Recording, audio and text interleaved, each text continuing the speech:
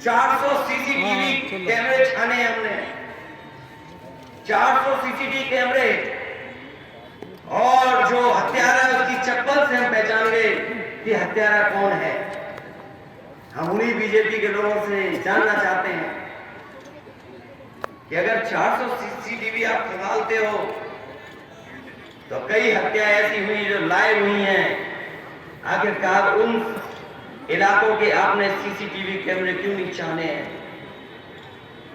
आप लखनऊ राजधानी में घटना हो जाए, 400 सीसीटीवी आप खंगाल रहे हो, आप चप्पल से पहचान ले रहे हो कि अपराधी कौन है, हत्या किसने की है, लेकिन जो हत्याएं लाइव हो जाए, पूरा देश और दुनिया देख ले, उनमें अभी तक आपने कोई सीसीटीवी नहीं खंगाला है। कहीं सीसीटीवी खंगाले हो तो बता दो। ये भेदभाव केवल हत्याओं तक और लूट तक नहीं है। हमने आपने सबने देखा है कि मोहम्मद आजम खान साहब को, उनके परिवार को फंसा करके और बीजेपी के लोगों ने जानबूझ करके जेल भेज दिया। क्या यही बीजेपी का जीरो टॉलरेंस है लॉ एंड ऑर्डर के लिए? क्या यही जीरो टॉलरेंस है उनका कि अगर दूसरे दल का है कोई तो उस पर झूठे मुकदमे लगेंगे, और अगर उनका होगा तो कोई मुकदमा नहीं लगेगा, उसका सम्मान होगा। उसके लिए ना बुलडोजर है, ना पुलिस है, ना कुछ है। लेकिन उनके विरोधी लोग हैं तो उनके लिए झूठे मुकदमे भी हैं और भी तमाम चीजें हैं। इसलिए मैं आप सबसे इस मौके पर यही कहना चाहता हूं, ये बुलडोजर वाली सरकार के लिए हटाने के लिए हम लोगों ने बहुत कोशिश की। 2022 का चुनाव ऐसा ऐतिहासिक चुनाव था, कोई नहीं मान रहा था कि बीजेपी नहीं जा रही है। हम लोगों ने पूरे जोश और उत्साह के साथ मतदान भी किया, लेकिन मामूली वोटों से हम लोग रह गए। ये जिला वो है जहां पर कम वोटों से हार गए। ये बात मैं इसलिए कह रहा हूं कि 24 का चुनाव केवल दिल्ली सरकार का नहीं होगा जाने का। 24 का चुनाव दिल्ली के साथ साथ लखनऊ वालों को भी रवाना करना है।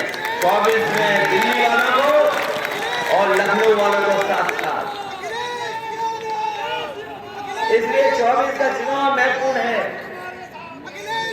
और बिजनौर के लोगों को देखा कितने करीब से हम लोग पीछे रह गए। यही नईमुल, यहीं से विधायक थे, जीत गए होते, लेकिन मामूली 200 वोटों से पीछे रह गए।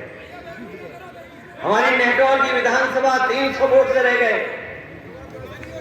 बिजनौर का शहर 1112 वोट से रह गए। हमारे गुर्जर नेता भी जीत गए होते।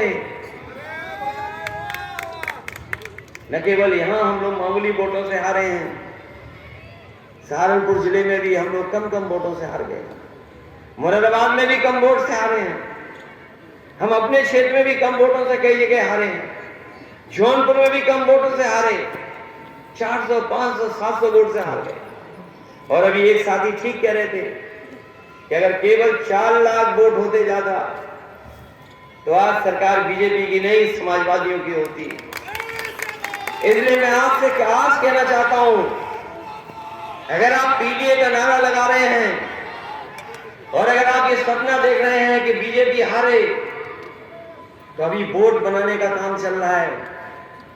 आपको अपना, अपने परिवार, अपने साथियों का वोट बनाना पड़ेगा। इसलिए जहां हम पीढ़ी यात्रा के लोगों को बधाई देने आए हैं, वहीं आप लोगों से भी हम अपील करने आए हैं कि वोट बनाने का काम चल रहा है। हो सकता है अधिकारी आपका सहयोग नहीं करें, लेकिन अगर कागज वगैरह सही रखोगे तो आपका वोट भी बढ़ जाएगा और कागज भी आपके ठीक होंगे तो रोक नहीं सकते, वोट बढ़ेंगे। इसलिए वोट बढ़ाना जरूरी है।